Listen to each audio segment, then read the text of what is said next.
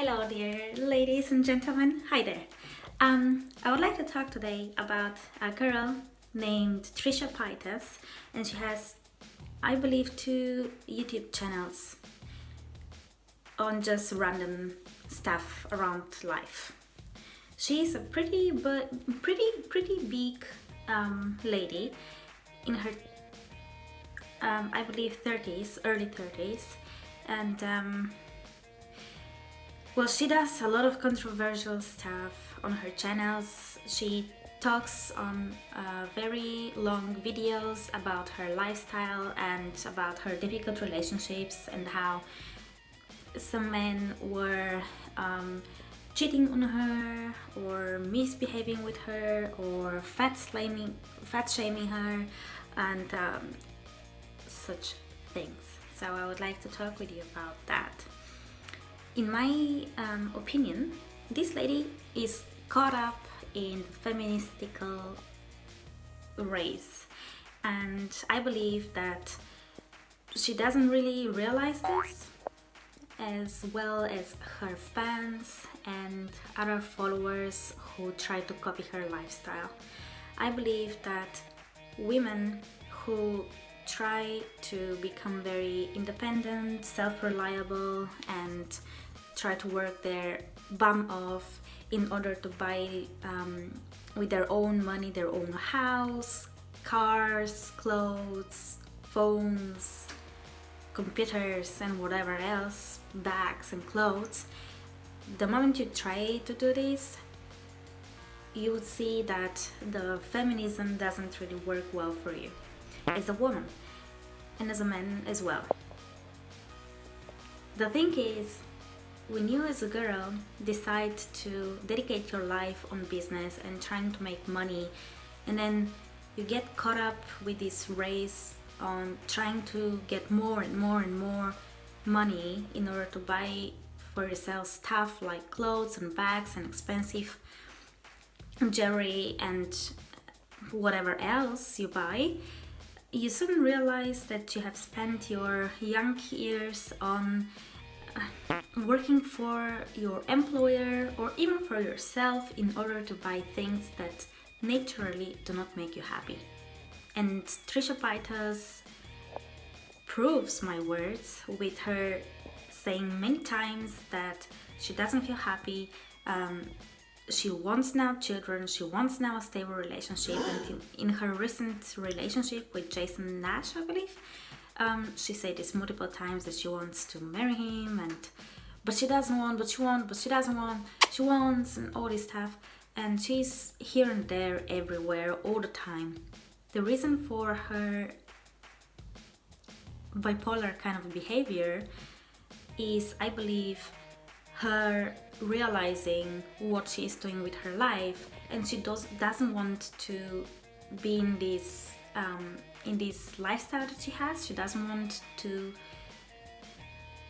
She realizes what her potential is as a woman, and it is not to work for someone else and to make money all the time and to to spend your life on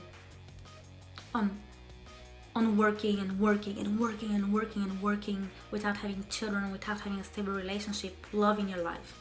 So this is what a woman needs. A woman needs to take care of family and yes, of her man. And this desire starts very early in our lives. Not without reason, we girls choose to play with toys and puppies and dolls and Barbies because we're very sociable human beings, we women, and we are the mothers. We are the people who create life together with men. So this is why we need men in our lives. We need men to take care of us, to love us the way we take care of them and love them. They're the masculine side in a relationship that needs to be there in order for us to feel fulfilled and feminine. If you don't have these things in your life, you'll be very bipolar, borderline, narcissistic. And you do realize that, I believe. A lot of girls realize what they have done in their lives and how they have spent their years, but it is very difficult to change, especially when you have realized you've done something wrong. Now, to give you props here, you've done nothing wrong, in my opinion, if you have spent your life working and trying to become independent. This is the way your parents taught you to be, and they raised you this way. They raised you to become independent and kind of a feministic girl, which is the way your parents were brought up as well. They were brought up in societies which wanted and still want to push feminism in order to disrupt families and make both gender apart, to tear them apart from each other and make them hate on each other. So this is what happens. This is why nowadays so many ladies are so single in their 30s and they cannot rely on men because they don't feel the emotional attachment that they desire to feel. For me personally,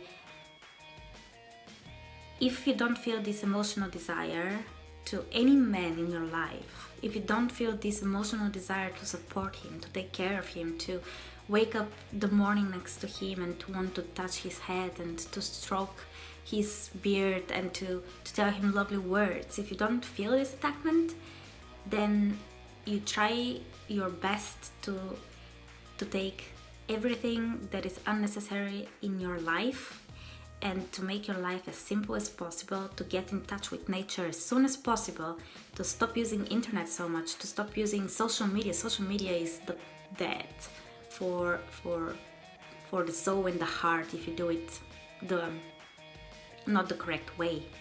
And try to get in touch with yourself as a feminine human being and not as a feministic human being. Feminism is the destruction of families. It is the destruction of the self as a man, as a woman.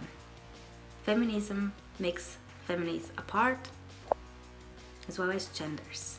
If you want to spend your life single, non-reliable to men, not well responding to friendships, not well responding to yourself, if you want all this, continue living your life the way you did so far and continue working, continue spending your money on bettering your home decor, on bettering your wardrobe, on bettering your shoe collection and handbags collection, and leggings collection.